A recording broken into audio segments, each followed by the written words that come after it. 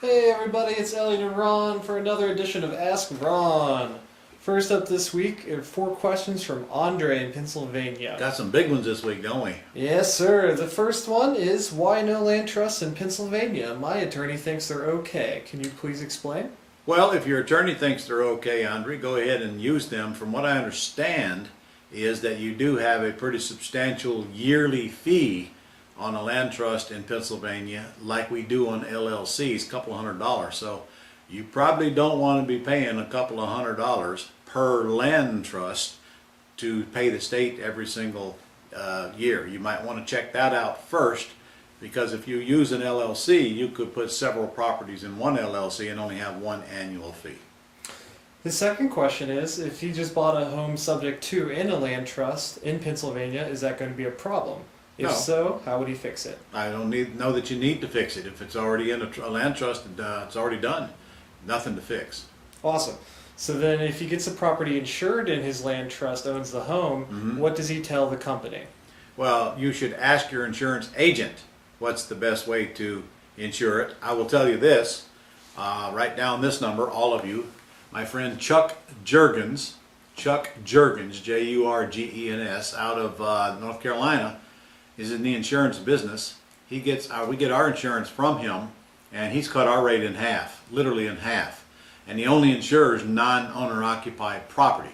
You can reach him at 919-880-0101.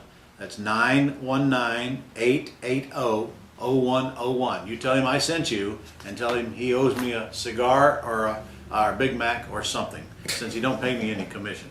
But you'll like working with Chuck. He's one of us. Plus he runs the Raleigh Real Estate Investors Association there as well. Awesome, that should answer all of Andre's questions. So next up is Jared from Arkansas. Hey, Jared. Jared's got a couple doozies, so let's get through it. He says, I'm going to do a deal right now requiring enough option money to apply toward the negative cash flow the seller has. The PITI is $1,100, and the max it rents for is $1,000. The tenant buyer needs to have $2,400 available and in the bank right now. Once we get that validated and the tenant buyer is approved, we will instruct the tenant buyer to put that money into a savings account, and the rents will actually be $1,100. The $100 a month will go towards closing costs as rent credits.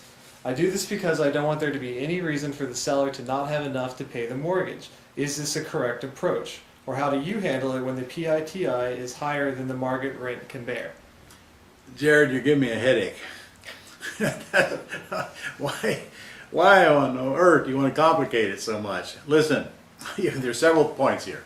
Number one, you say the market rent's $1,000. Who would know the market rent other than the market? You have no idea what the market rent is, because you go on some website or something. That's not the market rent. Any house that you can collect $1,000 on, you can collect $1,100 on if it's a lease option deal. The tenant buyers will pay more than straight rent. I wouldn't rent it for less than $1,100 if that's the PITI. It's that simple. I must collect $1,100. Case closed. Or if the seller agrees to eat that $100 a month, then so be it as well. You don't even have a tenant buyer yet by the description, so you don't know what you're going to run across till you go out and get one. But there's no way I'd take my option money and put part of it in escrow to pay a difference on a seller's note. Look, you're in this to make money. You start giving away all the money, you've got no reason to be in it. It sounds like you got an axe deal. There's no monthly cash flow on it. So sign it up at $1,100 a month.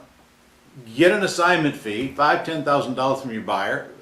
Be out of it. Don't worry about all that escrow nonsense. I promise you, if you do all that, somebody's going to get upset along the way, and it's going to come right back and create a mess for you. Too complicated, man. All right, well, here's the second question. Let's see how complicated it is. All right. He says, we just had a tenant buyer showing where the amount for the tenant buyer to get the keys is $7,300 on a $129,000 built house. This is no rent credits, and the $7,300 consists of the following breakdown: $900 for first month's rent, Right. $500 closing fees, Right. a $5,900 non-refundable option consideration, Right. $900 making up a seller's behind payment, and a $5,000 profit. Okay. The tenant buyer has $34,000 liquidated, and we told him we would take that and create a note over the next 12 months to cover the difference. They loved the house but thought they should be getting something more for the $900 a month. What? His question Wait a is... minute. you don't make any sense. This tenant buyer has 3,400, you mean, not 34,000. Yes, I'm sorry. Okay, 3,400. So the tenant buyer's got 3,400 and you need 7,300 to make the deal work. I would not, repeat, would not put the tenant buyer in there with a 3,400. I'd go find one with more cash or tell this one to go get more cash. You're not collecting the balance of what's owed to you if you take back that note. I can almost guarantee you that. So find another one or get them to pay more. So I'm sorry, but that is my advice, because the way you're about to go about it, I don't like at all. It sounds like you got to come out of pocket to make this thing work in order to get that note, and I'd never do that. All right, next up is Judy from Wisconsin. This one's a little simpler. Hey, she Judy. says, "Hi Ron, I'm new and trying to starting to get into deals. I have a house I'd like your opinion on. The ARV is 48,000. 40? 48,000. 48? Yes, sir. They owe 100,000. Uh-huh. They're asking 100,000 with a monthly payment of 800 PITI, interest rate of 3.6. Okay. Is this a prospect?" I don't know, Judy, because I don't believe your ARV. I think your ARV is wrong. I think you're using crappy comps, probably from bank-owned properties. If they're asking 100 and they owe 100, I bet you that the ARV is closer to what they owe than what you think it is. So that's the very first thing you want to check out. And regardless of how it checks out, what do you got to lose putting it under contract for exactly what they're asking? $800 a month is very reasonable, and putting it out in the marketplace and doing an axe deal on it. Go sign your contract for $5 grand. What do you got to lose? Nothing. Absolutely nothing. And you build a buyer's list along the way. But don't assume that the ARV is, I don't believe the ARV is 48. I just don't believe it. Okay, next up is Amy from Virginia. Hey, Amy. Amy asks, how does Pat Live fit into the systemized model if you're using the VA service with an IVR? Well, you're a little confused there, Amy. The IVR is for collecting calls from buyers. The Pat Live is for collecting calls from sellers. I want a live person answering the phone when the seller calls, which is a whole lot less calls than your buyer calls. And then they collect a few pieces of information, send it to you, you send it to a VA, get the property information sheet filled out. IVRs, however, you're going to get 10, 15, 20 times more call from buyers than you are from sellers. So to run those into Pat Live is going to be very expensive. So we've now set the IVR up so it asks the questions you need to fill out your buyer's list right on the IVR. So IVR for buyers, Pat Live for sellers. Thanks, Ron. Next up is Hal from South Carolina. Hal says, a year ago I purchased a house subject to. The house has started developing leaks due to an old roof, and the buyer tenants are close to purchasing the house. Right. I am looking at a roof put on with very little, if any, of my own money going towards the cost of a roof repair. Do you have any suggestions on how I could do this? Yeah, first of all, if you put the tenant buyer in there a year ago, you should have passed on all the responsibility for repairs to them, and that way it would be up to them to figure it out. If you didn't do that, or you feel somehow compelled to put that roof on there, then you got several options. Number one, you can put the money on a MasterCard if you have one and put it on that way. I'll tell you right now, I wouldn't do that unless I got a pretty good deposit out of that tenant buyer and I knew they were going to close that loan. I would not install that roof. In fact, if you're going to do that, why don't you just get more deposit out of the tenant buyer if they're approved and use that money to install the roof, or you're just going to have to get somebody else to put up the money and pay them back out of the closing, probably with some kind of a spiff, maybe 10% more than they gave you. But those are your only choices, because if the lender doesn't close the property because it needs a roof, you're faced with that decision. Well, I got to come up with money, put the roof on it if my tenant can't, or not let this tenant buyer buy. And of course, if your intent is to cash out, then you might as well fix the problem with this tenant buyer than then let them move out and start all over again, because you still got the same problem.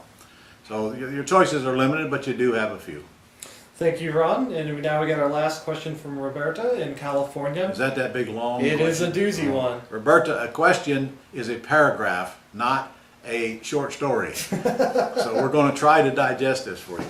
Okay, so let's go over the details on the house. All right. The payoff is $211,000. All the rest of you might as well go take a nap, because this is going to put you to sleep. The payoff is $211,000. The after repair value is $236,000. 36 are. The seller wants $225,000. Seller wants $225,000. The adjustable rate is 4.25. Okay. With current payments of $1,300. Okay, so we've got a $1,300 payment on a $211,000 mortgage. That's good. Okay, so she negotiated a 5-year term with extensions if needed, a down payment of $10,000, and the price of $225. So she wants you to put up $10,000 and buy it with owner financing with a 5-year balloon at a payment equal to her payment, from what I understand. Right. Okay. And so she seeks to lease out at $236,000 with $25,000 down. You mean you seek? Yeah, Roberta. Yes. Okay, so you're going to then lease option it out to a tenant buyer for, 236. well, you're paying 221. Okay, 211 plus 10, 221. So you're going to lease option it out at 236, and you think you're going to get 25 down, which is going to be very tough. I can tell you that on a lease purchase. So a rent payment of $1,500. Okay, that's reasonable. If they want to go any of that money towards the down payment, they can pay more than the $1,500. You mean toward the? If they want to go if they want any to go toward the loan. Okay, so you need $1,500 coming in for rent. You're saying if they want to give you any more than that, you'll apply it to my down payment assistance program, which means you'll help them add down payment money by taking monthly installments toward it. Okay, all right. I got that. So she says, I have a couple of potential buyers with $60,000 down, which Good for you. put right. I would of which she would put 30-something thousand of their payment down towards. No, you won't. No, you will not take money and pay down the debt, especially. Well, there's no reason for you to do that. I mean, you could. If you did do that, make darn sure you buy the house with owner financing, because you darn sure don't want to do that on the house you lease purchase. Pay down somebody else's debt. If you buy the house with owner financing and you take 60 grand and you take 25 of it for yourself and you want to apply the rest toward the debt, that's okay. You just make sure that it gets applied toward the debt and not you just send a check to the seller. That's the only thing you want to be careful of, that the seller don't take the money and not pay down the debt. So you would do that probably through an attorney. And if you do that, that's okay. So what is the question? Okay, so her two questions. In her numbers and thinking of the deal, is she missing anything as in a lease option versus an axe deal? No, this is not an axe. Oh gosh, no. If they got $60,000, this is not an axe. You want to try to stay in this deal, and you just told us you're going to get about a $400 a month spread at the minimum. And if you're going to pay down that debt, well, if you pay down that debt on the seller's mortgage, though, that means that your mortgage back to the seller is also going to be reduced. So I'm not sure if that gives you any back-end benefit, but it sounds like you've got enough benefit to stay in this deal to me. Okay, her second question. Since she's found someone else other than the seller that she's talking to on the deed, and they need time to get her off of the deed, the other person, does she wait to do the deal or do the deal and not put it in a buyer? Why didn't you tell me that in the beginning? You don't have a deal till you get all the signatures of the sellers. In fact, you should not even be looking for a buyer for that house until you get all sellers' signature on that contract, or you're going to get yourself in trouble. Because right now you're acting as a realtor without a license. You have to have that house tied up on a contract to purchase it or option it before you can go try to plug buyers into it. So step one, go get all signatures on contract before you make the next move. Because if you don't have a deal. Now take your two $60,000 buyers and go find them another house if you don't get that done pretty quickly. Because if they got 60 grand, they're not going to be around very long. They're going to go find something to spend it on. Thanks, Ron, for sticking it out. Those are all the questions we have this week. Hey guys, I want you to write down the dates of July 10th and 11th now, because I'm doing my 2-day Big Money and Big Chunks event. You can do it online or you can come to the live event. We'll get you the information on it. In fact, it'll be on your Gold Club weekly email, so watch out for it. We're also going to put some mailers out on it. That's July 10th and 11th, Big Chunks, Big Money. An event I'm doing here in Jacksonville to teach you how to work on the high-end multi-million-dollar houses and make some really, really big money with no risk or no credit and with no money out of your pocket. So put that one on your agenda, and I hope you've registered. Surely you've registered for the convention in September by now, September the 3rd through the 7th. If you don't get registered pretty soon, we're going to fill up on you. You mark my words. We're about to drop a big mail campaign. We're going to fill up. And if you don't get your room registered at the Embassy Suites pretty darn quick, like in the next couple of weeks, you will be staying down at the Days Inn, and I hope they got cockroaches in it. Get yourself registered right now, and I promise you, you're not going to get an Embassy Suites room with us for a measly $99 if you don't get it reserved as well. So get in, and I'll see you next week.